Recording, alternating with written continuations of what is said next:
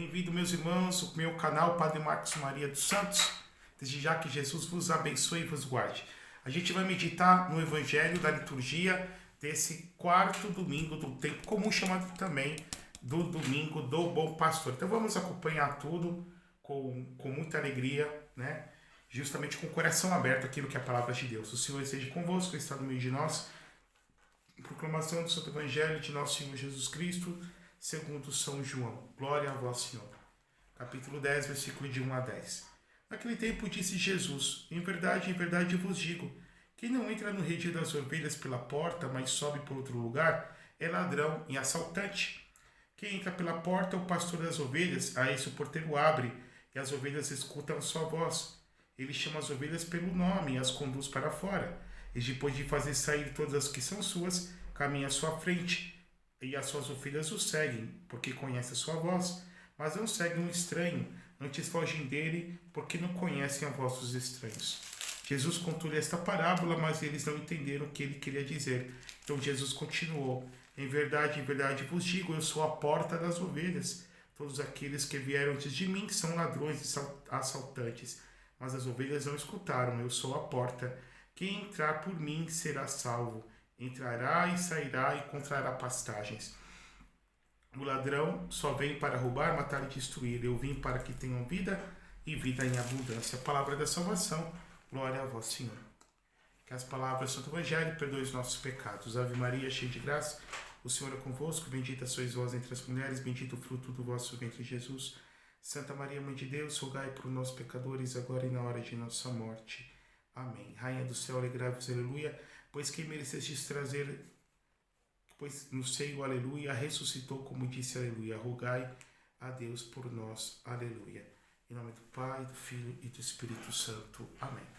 Meus irmãos, minhas irmãs, é chamado esse domingo, o quarto domingo, chamado Domingo do Bom Pastor, por conta desse evangelho. Nós já estamos no quarto domingo do tempo pascal. E durante todo esse tempo nós meditamos principalmente o evangelho de João, que é o evangelho que nos dá uma mais alta cristologia. Nos apresenta Jesus como o verbo, como a palavra do Pai, a sabedoria incriada do Pai. E aqui nosso Senhor, ele se apresenta como o bom pastor. Para a gente possa entender, o evangelho de João nos apresenta as grandes narrativas, os discursos de Jesus. E é necessário nós podermos compreender essa realidade do pastor. Quando nós vamos ler a Bíblia, né, até porque ela foi composta muito tempo atrás, em que as pessoas viviam uma realidade rural, agropastoril, a figura do pastor é muito presente em Israel. Tanto que, por exemplo, que os reis são comparados a pastores. Nós vamos ver que Deus é comparado ao pastor. Deus é o pastor e Israel é o rebanho do Senhor. Nós vamos ver, por exemplo, o próprio Salmo, como nós temos, por exemplo, o Salmo 23, o Senhor é meu pastor, nada me faltará. Esse Salmo tão lindo que vem expressar essa fé de Israel, essa fé da igreja também. Então, para que nós possamos compreender, Jesus vem dizer para nós, ele vem se identificar como a porta pela qual as ovelhas passam. Depois, ele se identifica como o pastor. E aí ele nos apresenta algumas figuras. Ele vem falar do assaltante, daquele que é ladrão, daquele que é mercenário. Então, como que nós vamos entender, meus irmãos, minhas irmãs, essa realidade? Que Jesus é o pastor, que Jesus é a porta. Porta significa justamente transição. Você sai de um ambiente, você vai para outro. Uma porta pode ser aberta, uma porta pode ser fechada. Mas Jesus vem nos dizer que ele é a porta para a qual as ovelhas entram. E entrando, essas ovelhas encontram pastagens seguras. Mas se ao mesmo tempo ele é a porta, ele também é o pastor. E é o pastor que não apenas conduz as ovelhas a uma pastagem verdejante. É o pastor que é reconhecido pelas suas ovelhas, pela sua própria voz. É muito interessante essa questão da voz. Nós estamos no período da Páscoa, por exemplo, Jesus ressuscitado aparecendo para Maria Madalena, né? Como a gente vai ver no Evangelho de João, no capítulo 20. No primeiro momento, Maria Madalena não reconheceu o Senhor, porque o corpo glorioso ressuscitado é um corpo de carne e osso, porém com características novas, né? Existe uma continuidade e uma descontinuidade nessa realidade. Porém, quando Jesus chamou pelo seu nome Maria, nos diz o Evangelho que ela reconheceu a Jesus. Nós vimos isso, por exemplo, no Evangelho dos discípulos de Emaús, que está em Lucas, que foi o Evangelho do domingo passado, que eu não cheguei a comentar, que eu não tive tempo para poder fazer essa reflexão. Os dois discípulos caminham cerca de 11 quilômetros, né, de Jerusalém até Emaús. Jesus se incorpora aos dois, começa a conversar com os dois discípulos. Um deles se chamava Cleófas, o outro, o Evangelho não nos dá o nome. E eles não reconheceram a Jesus no primeiro momento, porém foram reconhecer a Jesus na fração do pão, ou seja, quando Jesus parte o pão, e aí eles recordam da instituição da Eucaristia na última ceia, que foi dias atrás, e eles reconhecem Jesus. E quando eles começam a conversar, eles dizem, né? Não nos ardia o coração quando ele nos explicava, ou seja, a palavra e o entendimento daquele que recebe a explicação, nos explicava os salmos e os profetas. Então, queridos irmãos e irmãs, esse pastor, ele é conhecido pela sua voz. Esse evangelho terminou justamente no versículo 10, porém no versículo 11 Jesus vem dizer: eu sou bom pastor e o bom pastor dá a vida pelas suas ovelhas. Né? Então ele vem dizer que ele é o bom pastor que dá a vida pelas suas ovelhas. É muito interessante que a palavra utilizada do grego é kalos, que não é só bom, significa nobreza, significa beleza. Beleza que vem nos lembrar da estética, que vem nos lembrar do encantamento quando nós contemplamos aquilo que é belo. E a beleza está relacionada com a proporção. Então Jesus, que nos ama infinitamente, e o sinal proporcional desse amor infinito que ele tem por cada um de nós, foi dar a sua vida por nós no madeiro da cruz. Que tem a ver com a nobreza. Né? Até os deputados no Congresso Nacional, os senadores, se tratam por nobres deputados, nobres senadores, mesmo que depois um xingue outro, né? Então, nobreza que vem nos reportar sobre essa palavra que foi tão vilipendiada, né? Justamente na nossa sociedade. Quando a gente pensa em nobreza, a gente pensa naquele pessoal que nem, por exemplo, lá, a realeza da Inglaterra, né? O príncipe Charles III, que fica na vida mansa, né? Vou dar um exemplo, né? Essa é a ideia que o povo tem da nobreza. Mas a nobreza, por exemplo, na Idade Média, não era conhecida por isso. Né? Claro que havia excessos, claro que havia, muitas das vezes, por exemplo, exageros, onde há ser humano, há pecado, há exagero, há abusos. Mas quando havia uma guerra, era a nobreza que tinha que combater para defender seu povo contra a invasão de outro povo. Não era o camponês, era o nobre que tinha que punhar a espada, tinha que vergar o escudo, tinha que pegar as flechas, o arco, montar a cavalo, se armar com a sua armadura e expor a sua vida para defender o seu castelo, o seu feudo, a sua nação, né? Porque até então não se tinha ideia de país. Porquanto, quando vem dizer que Jesus é bom pastor, não vem apenas dizer que ele é o belo pastor, que ele é o nobre pastor pelo qual dá vida, que combate pelas suas ovelhas, que ele é o pastor honrado, que ele é o pastor bom. E aqui, meus irmãos, minhas irmãs, a gente de um lado contemplamos a figura daquele que é o pastor, que é o próprio Jesus, com relação a nós, e depois podemos ver a figura da ovelha. O que é a ovelha? Essa ovelha que Jesus vem chamar a nós, os seus discípulos, de ovelhas. A ovelha é um animal que tem certas características da qual nós podemos, por comparação, trazer para a nossa realidade. Primeiro, Jesus compara a sua igreja. Existem certas comparações no Novo Testamento, não só como a sua esposa, porque a esposa de Cristo é a igreja é a esposa de Cristo. não só como o seu corpo místico, do qual ele é a cabeça, e nós somos os membros unidos pelo Espírito Santo como a alma da igreja que a tudo nela vivifica. Mas a igreja é chamada de rebanho do Senhor também. E a ovelha tem certas características que são próprias dela. Por exemplo, a ovelha é um animal gregário. Ela anda sempre em rebanho. A ovelha é um animal indefeso. Ela não tem, como ela não é predadora, ela não tem certos artifícios naturais, como a serpente que tem o veneno, como um tigre, um leão que tem as garras, como o leopardo que tem a velocidade, como a águia que tem seu bico afiado, suas garras pontiagudas e fortes. Ou seja, animais que se alimentam de outros animais, ou seja, animais predadores que estão num alto cume dentro da cadeia alimentar, que nós podemos perceber na natureza. A ovelha é um animal que vai crescendo pelo e ela necessita de uma pessoa que cuide dela, de uma pessoa que venha tosquear.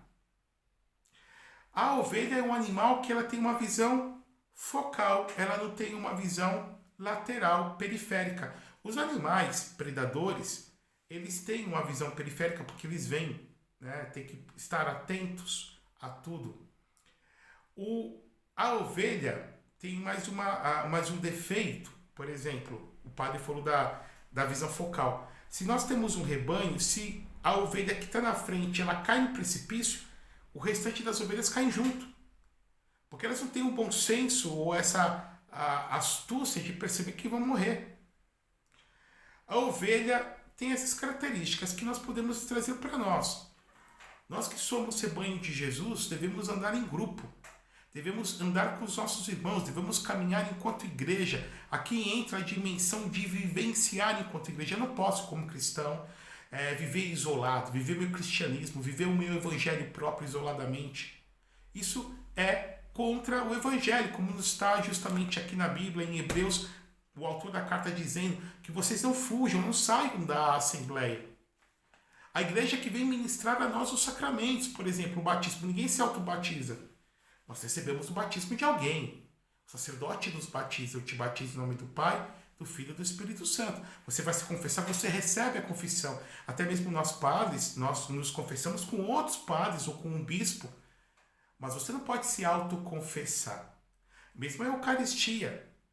A Eucaristia é o único sacramento, no caso nós padres, celebramos e nos autoministramos quando comungamos, porque quando o padre comunga na missa, se consuma o sacrifício. Mas tirando essa situação que é própria da condição sacerdotal, a Eucaristia é dada, ela não é autoministrada. Por isso que se diz tomai e comei, tomai e bebei.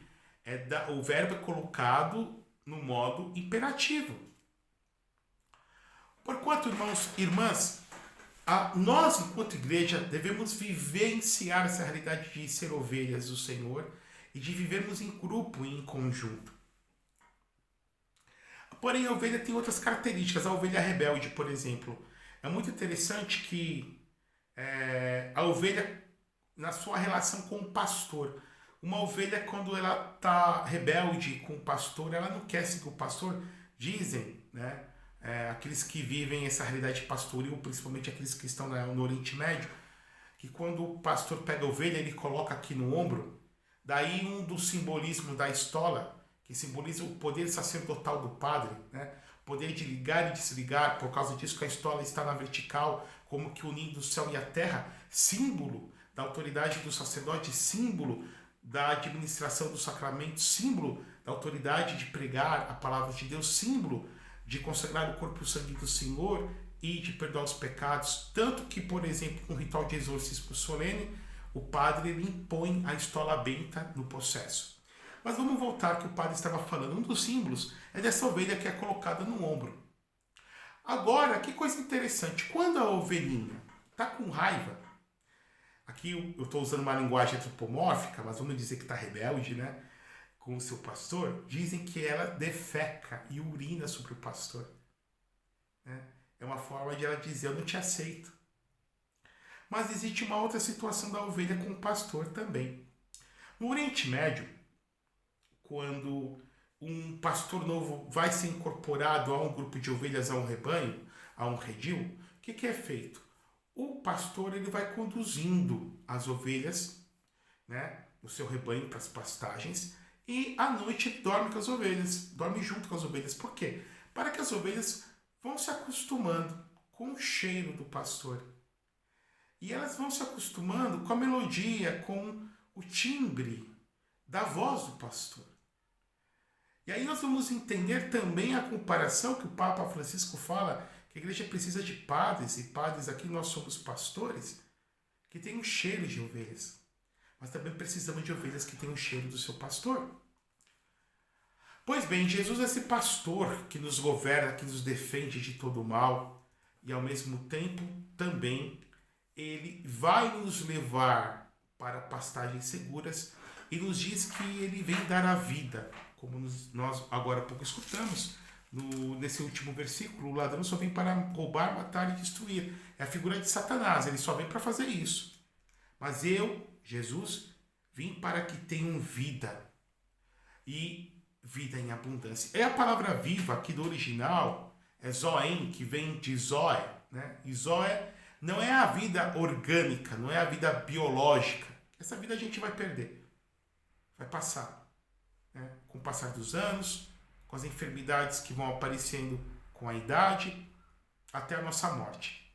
Essa é a vida biológica, bios, a vida orgânica, a vida fisiológica. Essa vida que Jesus vem nos dizer, essa zoe, zoem, é a vida que vem do céu. É essa vida divina, essa semente da graça de Deus que o Senhor coloca em nós, já por meio do Espírito Santo, no nosso batismo, e que à medida que nós vamos crescendo na fé, de graça em graça, de santidade em santidade, de união em união com Deus, o Senhor vai fazendo essa semente crescer como uma planta viçosa, que vai crescendo, crescendo, crescendo, até desabrochar completamente para a vida eterna, que se dará no céu, quando nós contemplaremos Deus face a face, como Deus o é. Aquilo que a teologia católica chama de lumen gloria, a luz da glória, quando Deus permitirá que as almas possam ser adequadas à contemplação das realidades e da verdade divina. E nessa contemplação nós encontraremos a felicidade pela qual nós fomos criados, e que nós nos sentimos tão incompletos neste mundo, com essas ânsias de eternidade. Porque todo homem e toda mulher, mesmo o mais pecador, nós procuramos, nós buscamos a felicidade. Podemos não encontrá-la, podemos falhar nessa procura, podemos quebrar a cara, mas nós somos orientados para isso. Daí que é muito interessante, irmãos e irmãs, essa marca de Deus em cada homem e em cada mulher, né? Esse imago Dei. A semelhança perdemos pelo pecado, mas esse imago Dei que foi impresso nos homens, essa ansiedade, esse, como dizia Kierkegaard, o homem que tem esse vazio dentro de si, que busca em Deus a sua completude. Busca em Deus e só nele nós podemos encontrar. Vãmente nós procuramos a criatura, cometendo idolatrias, né? Vãmente procuramos vãos amores, amores que não satisfazem o nosso coração, mas somente nele nós poderemos ser satisfeitos. Porque todo ser humano busca, direta ou indiretamente, o seu Senhor, busca o seu Deus. E Jesus vem dizer para nós que ele é esse pastor. Ele é essa porta do qual nós entramos nessa pastagem segura. E ao mesmo tempo ele é o pastor que vem dar a vida por nós, e vem dar a vida a nós, e vem nos defender com a sua autoridade, com o seu poder contra os nossos inimigos. Mas nesse domingo do Bom Pastor, a igreja também faz lembrança dos pastores sacramentais, ou seja, aqueles que vão representar a Jesus ao longo dos séculos, porque Jesus subiu para o Pai. E ao Jesus subir para o Pai, Jesus instituindo o sacerdócio católico, para que, por meio dos seus sacerdotes, a salvação acontecesse. Os méritos do seu sangue preciosíssimo fossem aplicados às almas pela administração dos sacramentos. E aí nós vamos contemplar a figura dos nossos pastores, daqueles que receberam o sacramento da ordem pela imposição das mãos.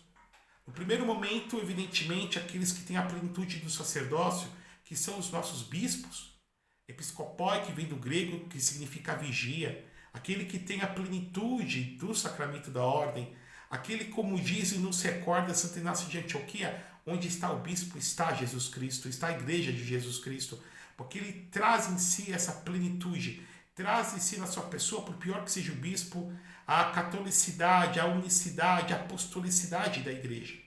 Todos os ministérios de uma diocese é um território do qual um bispo administra e governa, elas são dinamizadas, elas são difundidas, elas emanam da autoridade do sumo sacerdócio do bispo. Então nós vemos isso.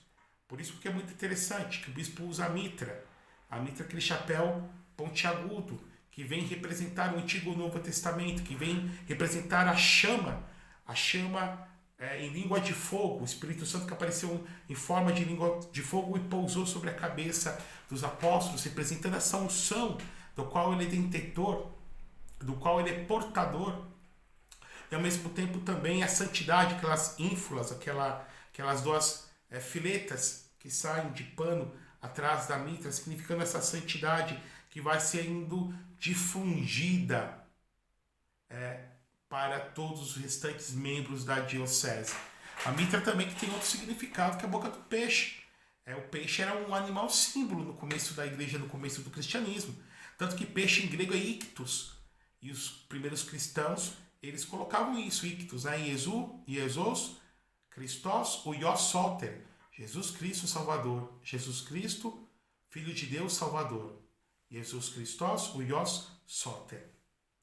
E aí o bispo usa o báculo, símbolo da autoridade pastoral, mas o báculo tem a curvatura, que serve para poder agarrar a ovelha perdida, a ovelha tresmalhada. A ovelha negra, como nós dizemos costumeiramente, serve para bater no lobo, se o lobo vem para poder roubar alguma ovelha. Ele usa então o anel pastoral, que simboliza que ele é casado com a sua diocese.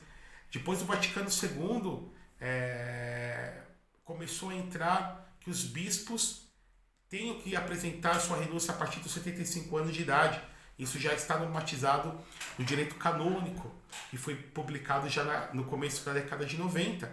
Mas no começo da igreja isso não acontecia assim. Um bispo era casado com a sua diocese e ficava até a morte. Se ele morresse com 90 anos, até 90 anos o bispo ficava na sua diocese. Ele era casado com a sua esposa, que era a sua diocese. Então, em primeiro lugar, temos eles, sacramentalmente dizendo. Depois, no grau subordinado, nós presbíteros, nós os padres. E é muito interessante que a fórmula da consagração do padre, da oração consecratória, compara a plenitude dada a Moisés, então Moisés comparado a um bispo, e aos 70 anciãos, símbolos daqueles 70 discípulos que Jesus escolheu, ou seja, a autoridade do presbítero vem da autoridade do bispo, mas o padre também tem essa autoridade pastoril. Cada padre, principalmente o padre diocesano na sua paróquia, ele é pastor do seu rebanho, pastor da sua paróquia, tem que alimentar a paróquia com a palavra de Deus, tem que dar à paróquia os sacramentos, o corpo e o sangue do Senhor, o sacramento da confissão. Por isso que nós costumeiramente chamamos o padre, o presbítero de padre, que língua espanhola ou, por exemplo, qualquer outra língua de origem latina, significa pai. Pai. Ele é chamado de pai, ele é pai do seu povo. O que um pai faz? Ele mantém, a sua família. O que um pai faz? Ele instrui. O que um pai faz? Ele alimenta. E o padre é chamado espiritualmente a alimentar o povo com a palavra de Deus. Porque o povo não tem só fome de pão material. Essa fome a gente pode matar e depois vai voltar. Os seres humanos não são aparelhos digestivos com duas pernas que a gente tem que entupir de comida. Evidentemente que é uma necessidade primária, a pessoa está com fome, tem que ser alimentada. Mas os seres humanos têm sede de verdade. E aí compete ao padre, compete aos bispos.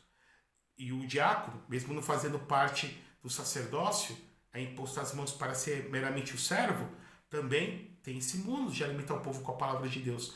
E muito mais nós ainda, dando a comunhão ao povo. Então, a figura do bispo, a figura do padre, cada qual no seu papel, cada qual com o seu governo, eles representam o próprio Jesus sacramentalmente dizendo.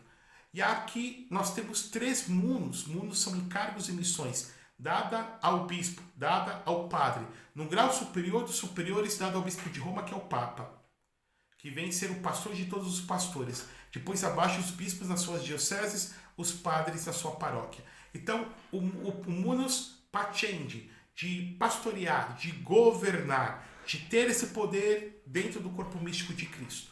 Depois, o munus docendi, o padre, o bispo tem que ensinar a fé católica para o povo, tem que ensinar o correto, tem que ensinar as verdades de fé reveladas por Deus. Daí que o sacerdote tem que se dedicar ao estudo e tem que saber falar, seja com aquele que é culto como aquele que é ignorante, seja aquele que tem fé como aquele que não tem fé, seja aquele que é pequeno como aquele que é grande, seja o rico, seja o pobre, mas cada qual dá o alimento da palavra à medida e proporcional ao poder de compreensão que a pessoa tem. Porque nem todos têm a mesma capacidade intelectual. Uns compreendem mais, outros compreendem menos. Todavia, a missão do sacerdote é ensinar, munus docendi. Eu também falei do munus pacendi, ou seja, de governar, de administrar. E por fim, nós temos o munus santificandi, de santificar o povo de Deus. Então, o padre ele é santificado à medida que ele santifica. E a santificação aqui se dá pela pregação, se dá pelo exemplo, se dá principalmente pela administração dos sacramentos. E aqui, quando eu falo de administração dos sacramentos, cada qual compete os sacramentos devido como ministro ordenado da igreja. Mas o ápice dos ápices, que é a Eucaristia, que é a Santa Missa, bem celebrada, bem rezada, com devoção, com amor.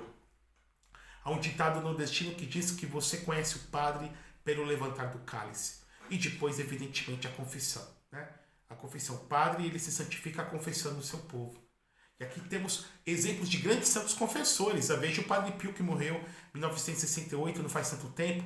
O Santo Cura d'Ars também, modelo de todos os padres, São João Maria Vianney, Jean Batista e Maria Vianney. Seja, por exemplo, Leopoldo Mandic, também um grande santo confessor. Agora, se eu falei do padre, e a gente tem que rezar pelo padre, a gente tem que amar o padre como padre, a gente tem que ajudar o padre a crescer, amar os nossos seminaristas, amar os vocacionados, valorizá-los espiritualmente dizendo, corrigir quando tem que ser corrigido, colocar o sacerdote no lugar dele quando tem que ser colocado. Nós vamos ter essa figura do pastor depois diluída em outras figuras. Exemplo, né? Se você é professor que me escuta, você é pastor dos seus alunos. Por exemplo, se você é chefe, é gerente, é chefe, é dono de empresa, você também é responsável pelas pessoas da qual você é superior e das quais elas são, com relação a você, subalternas. Principalmente você que é pai, você que é mãe. Você que é avó, mas eu digo principalmente, diretamente você que é pai e que é mãe.